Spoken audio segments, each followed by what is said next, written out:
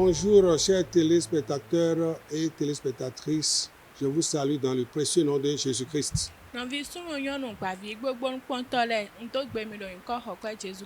Que la paix du Seigneur soit avec vous. Nous partageons la parole du Seigneur avec vous. Et le sujet autour duquel nous allons passer le temps est intitulé « La raison de sa venue sur terre ».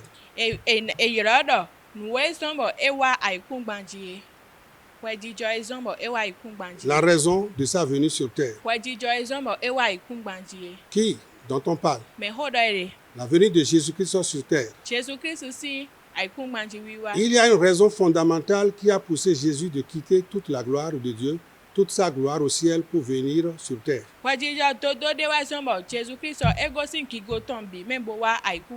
D'abord, cela est révélé dans l'histoire de Zachée et Jésus. Et Jésus lui-même a parlé de cette raison pour laquelle il est là pour nous. Luc chapitre 19, verset 10 dit, je veux lire, Luc 19, verset 10.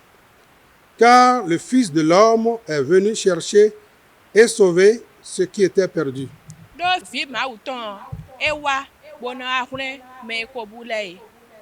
Qui était perdu? C'est moi, c'est toi, c'est nous tous. Les gens créés à l'image de Dieu selon sa ressemblance. Par le péché, nous sommes perdus. Notre destinée a été complètement déboussolée. Nous sommes écartés de Dieu. Et cela n'a pas plu à Dieu de nous laisser comme cela. C'est pourquoi il va envoyer Jésus-Christ qui est venu dans le but de nous récupérer pour le Seigneur Dieu.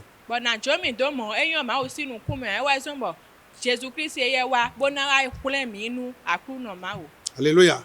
Donc Jésus-Christ était venu pour un but. Il était venu non pas pour se balader sur la terre, en train de manger par-ci, boire par-là, en train de faire « Je suis le Fils de Dieu », si vous avez compris. Il n'était pas venu pour le showman.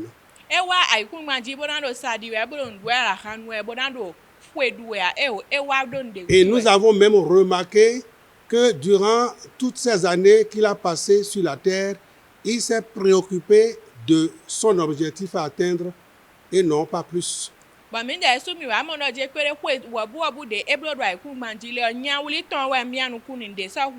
Chaque jour que Jésus-Christ se levait pour sortir, c'était pour atteindre son objectif. Le but de Jésus-Christ pour avoir été sur terre était de ramener l'homme perdu par le péché à Dieu. Et cela devrait être aussi la préoccupation de nous les serviteurs de Dieu dans le ministère que le Seigneur nous a confié. Il n'y a pas trop d'objectifs à atteindre dans le ministère. Le but central, l'objectif central du ministère que le Seigneur nous a confié, c'est de récupérer les êtres humains créés à l'image de Dieu pour son royaume. Ce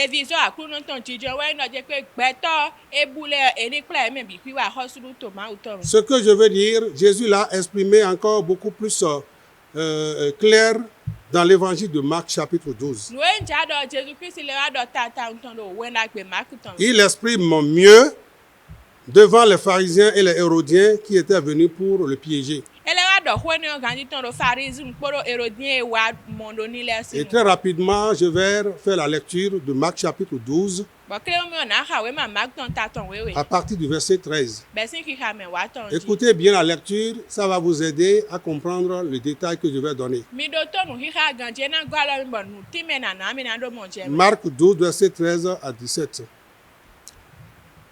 Ils envoyèrent auprès de Jésus quelques-uns des pharisiens et des hérodiens afin de le surprendre par ses propres paroles. Ils n'ont pas d'autre job que ça. Hein. Ils ne s'approchaient pas de Jésus pour autre chose que de chercher à le piéger. Oubliant qu'ils sont devant leur Dieu. Alléluia. Amen. Je continue la lecture. Le verset 14. Et ils vinrent lui dire, Maître, nous savons que tu es vrai, que tu ne t'inquiètes de personne, car tu ne regardes pas à l'apparence des hommes. Et tu enseignes la voie de Dieu selon la vérité. Est-il permis ou non de payer le tribut à César? Devons-nous payer ou ne pas payer? Jésus, connaissant leur hypocrisie, leur répondit, pourquoi me tentez-vous? Apportez-moi un denier afin que je le voie. Ils en apportèrent un. Et Jésus leur demanda, de qui sont cette effigie et cette inscription? De César, lui répondit-il. Alors il leur dit, rendez à César ce qui est à César, et à Dieu ce qui est à Dieu. Et ils furent à son égard dans l'étonnement. Ils ne s'attendaient pas à cette réponse de la bouche de Jésus. Ils étaient venus pour tromper Jésus, pour piéger Jésus, pour prendre de ses propres paroles, pour commencer par l'embêter, pour le déranger après, pour le juger, pour le condamner, pour dire à tout le monde, écoutez, ce sauveur, soi-disant sauveur qui est venu, voilà, il a dit de se rebeller contre César, il a dit de se rebeller contre les souverains sacrificateurs, il est venu pour mettre de n'importe quoi dans nos lois. Et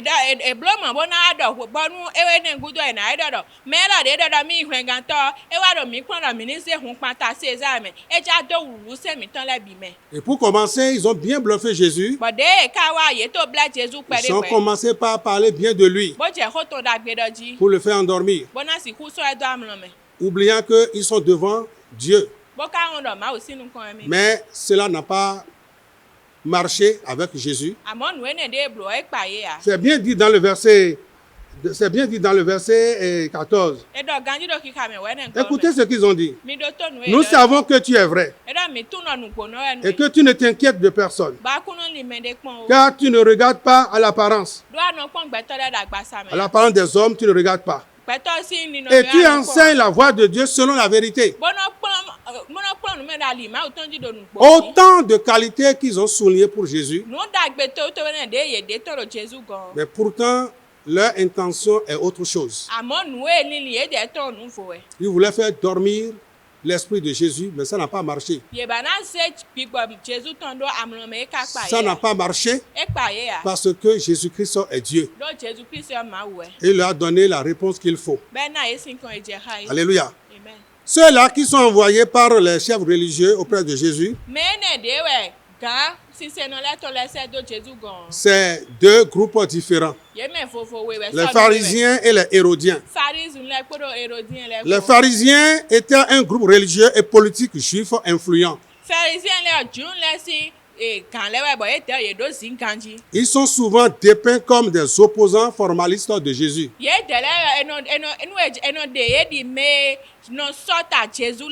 Partout où Jésus-Christ va, ils sont toujours là, à l'endroit, pour le critiquer, pour trouver quelque chose dans ses enseignements, pour le reprendre.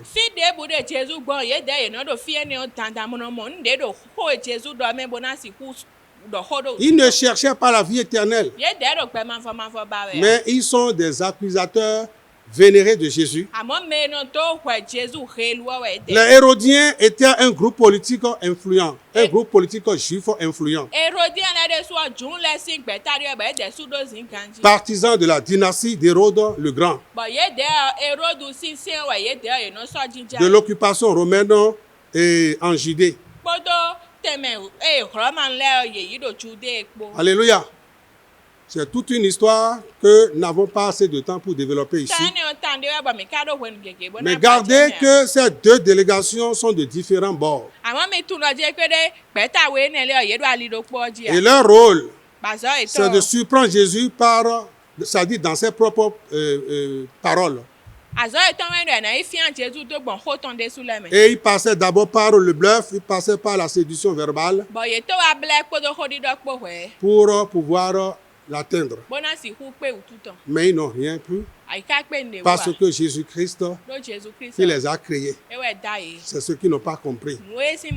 La réponse de Jésus était directe. Jésus va leur dire, montrez-moi ce dont vous parlez, montrez-moi une pièce, je veux voir. Montrez-moi. Je veux voir cette pièce. Et je vais vous dire la raison pour laquelle je suis sur la terre. C'est pourquoi je suis venu, j'ai laissé toute ma gloire pour venir sur cette terre. Je vais vous le dire. Et ils se sont donné la peine d'aller chercher et trouver une pièce qui a l'effigie, c'est-à-dire la photo de César, et de l'autre face, il y a l'inscription romaine. Hein, toujours du royaume de César. Donc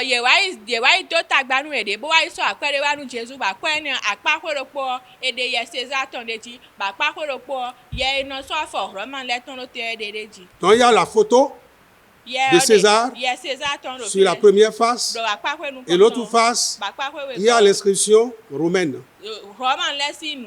C'est une pièce d'argent. Ils ont dit, voilà la pièce. C'est ce dont on est en train de parler. Est-ce qu'on doit donner le tribut ou on ne doit pas donner cet argent? Alléluia. C'était une question piège. Et Jésus-Christ a bien su donner la bonne réponse. Si Jésus disait, non, on ne doit pas payer, alors le royaume de César, l'empire de César va se soulever contre Jésus.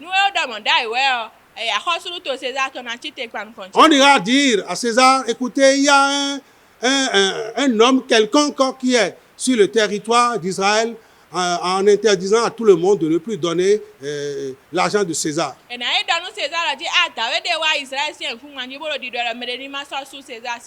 Politiquement, Jésus serait attaqué. Mais s'il disait donner, on doit donner, il aurait sur son dos les siens. Les souverains sacrificateurs vont se soulever contre lui. Les pharisiens, tous ceux-là en Israël vont commencer par dire, tu disais que tu es le sauveur d'Israël, voilà le poids que tu es en train de mettre sur nos dos. Tu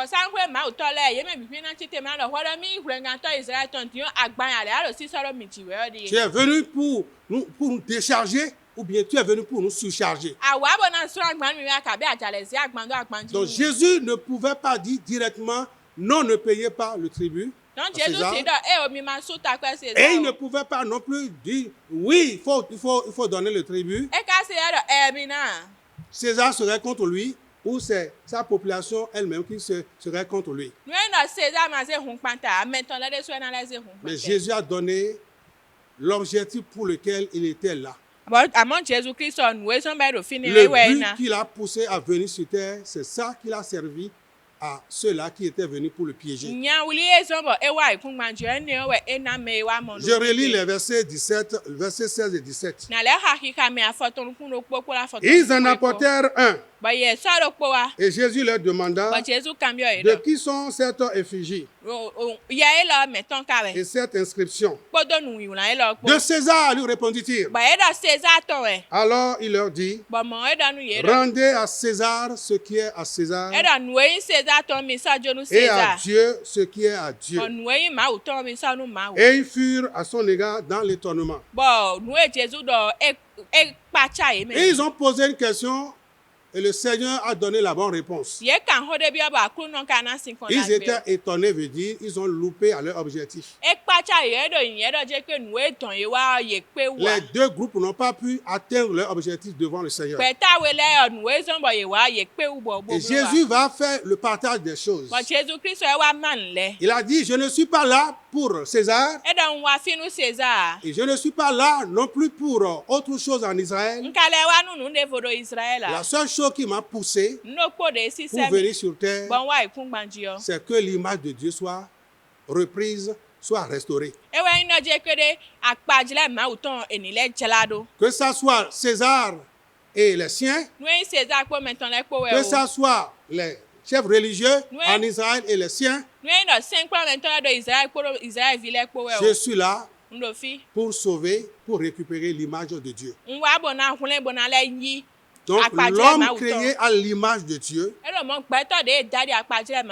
Jésus est venu nous le montrer.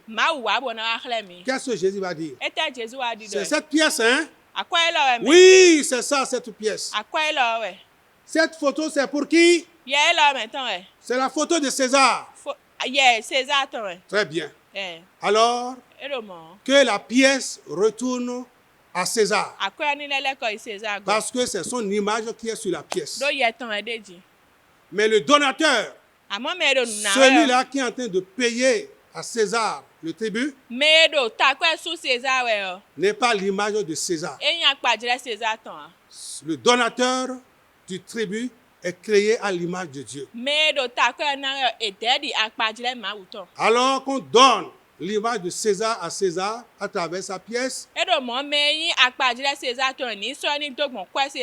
Mais le donateur de ce tribut, créé à l'image de Dieu, selon sa ressemblance, doit revenir à Dieu.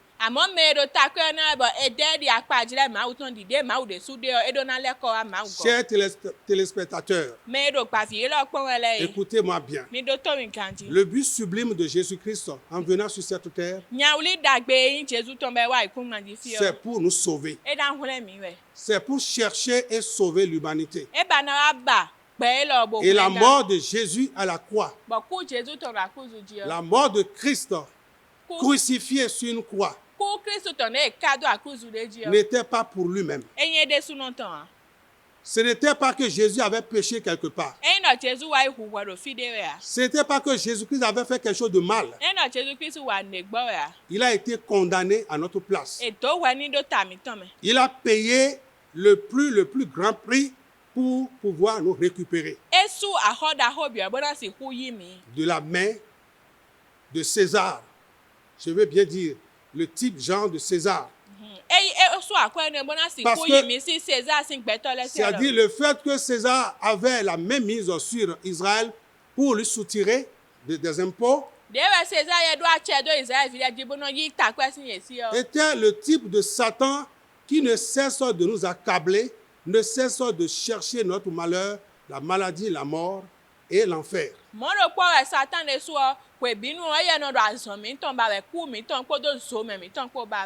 Et Jésus a dit, moi je suis venu pour récupérer celui qui est créé à l'image de Dieu. Jésus est le sauveur du monde. Il est notre sauveur. Il est le sauveur de nous tous. Ce qu'il a payé sur la croix n'était pas anodin. C'est sa vie qu'il a donnée pour nous récupérer, pour nous sauver du jugement à venir, nous sauver de la souffrance à venir. Donc toi qui me vois, toi qui me suis, écoute bien ce que j'ai dit. Le prix a été payé pour que toi, créé à l'image de Dieu, selon sa ressemblance, tu sois sauvé. Jésus t'appelle maintenant. Jésus t'invite maintenant. Il a dit, venez à moi, vous tous qui êtes fatigués, chargés, et je vous donnerai du repos. Toi qui me regardes, tu as besoin du repos de Dieu. Ton argent ne peut pas te donner du repos. Tes richesses sur la terre ne peuvent rien te faire. Le vrai repos qui est gratuit, que Dieu n'a besoin de rien pour te donner. Ce grand repos, c'est le sacrifice de Jésus-Christ qui nous le donne. Et comment avoir ce repos? Ça ne te demande pas grand-chose. La grande chose, le grand prix du moins a été payé par Jésus. Donc tu n'as pas besoin de payer encore quoi que ce soit. Tu vas croire que Jésus-Christ a été envoyé pour te sauver du péché. Jésus-Christ a été envoyé pour que tu te réconcilies avec Dieu, afin que tes péchés soient pardonnés et que tu sois sauvé, restauré et que tu rentres dans le repos éternel de Dieu. Alors qu'est-ce que tu attends? Tu m'écoutes maintenant. Tu peux accepter ce Jésus maintenant. Ferme tes yeux et dis: Seigneur Père, j'ai écouté ton évangile. Tu n'es pas venu sur cette terre pour autre chose. Tu es venu sur la terre pour moi, pour me récupérer de l'enfer, me sauver de l'enfer, pour me racheter pour le Père. J'ai compris maintenant cette œuvre à la croix. Tu as payé pour moi. Et je crois que par ton sacrifice, mon péché est pardonné. Tous mes péchés sont pardonnés. Et je peux t'avoir maintenant dans mon cœur pour aller au ciel.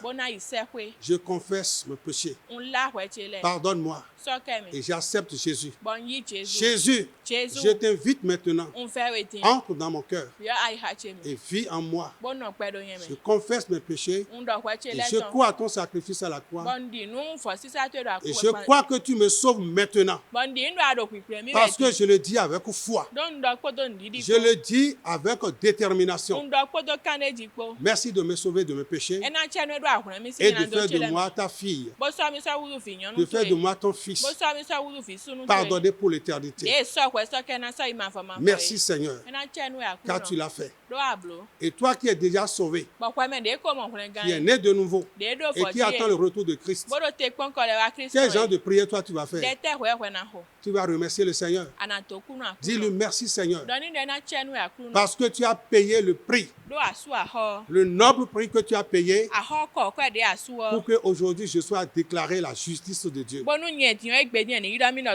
Dieu a fait de nous par le sacrifice de Jésus-Christ la justice. Nous sommes la justice de Dieu par le sacrifice de Jésus. Tu deviens la justice de Dieu. Dis-lui qu'il n'y a plus de condamnation pour ceux qui sont en Jésus-Christ. C'est ce qui est écrit pour toi. Plus de condamnation pour ceux qui sont en Jésus-Christ. Demeure en Christ. Et toi qui viens de confesser Christ, que rien au monde ne te reprenne encore pour autre chose. Reste et demeure en Jésus-Christ. Car Jésus revient très bientôt. Et c'est pour enlever ceux-là qui sont déjà préparés. Ceux-là qui sont sa justice sur la terre. Quand vous avez Jésus en vous, Dieu vous déclare juste, justifié, pardonné, accepté dans son royaume. Remerciez le Seigneur pour ça, pour le message, pour ce que vous avez compris, et pour la décision que vous venez de prendre. Au nom de Jésus, vous êtes déclaré la justice de Dieu. Que la grâce du Seigneur repose sur vous. Et que la main de Jésus vous protège dans votre départ et dans votre arrivée au nom de Jésus. Merci de nous avoir suivis. Que toute la gloire revienne à Dieu.